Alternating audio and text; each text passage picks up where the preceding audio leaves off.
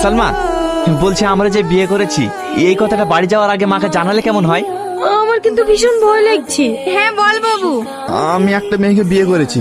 আমি এসব ব্যাপারে কিছু বলতে পারবো না, তুই তোর আব্বার সাথে কথা বল। 10 বছর তোর পড়াশোনার খরচ চালাচ্ছি আর তুই আমাকে না জেনে বিয়ে করে ফেললি। সালমাকে আমি অনেক ভালোবাসি। মেয়ে যদি ভালো না হয় আমি কিন্তু মেনে নেব না। করতে বাবু ছোট বাবু চলে এসছে। বৌমাকে আশীর্বাদ করো। মুখটা একটু তুলো,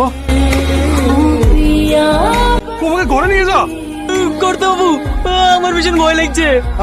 তোমাদের বাড়ির সবাই আমাকে দেখে এমন করছে কেন? আমিও বুঝতে পারছি না। মা, তোমার সবাই সালমাকে দেখে ওরকম আচরণ করলে কেন? আয় আমার সাথে। একে চিনতে পারছিস? সেই ছোটবেলায় দেখিছি। একে চিনতে পারছিস? আমার মতো দেখতে। এটা টনি জন্মানোর আগেই উনি মারা যান। ওর শোকে এ পাগল হয়ে গেছে।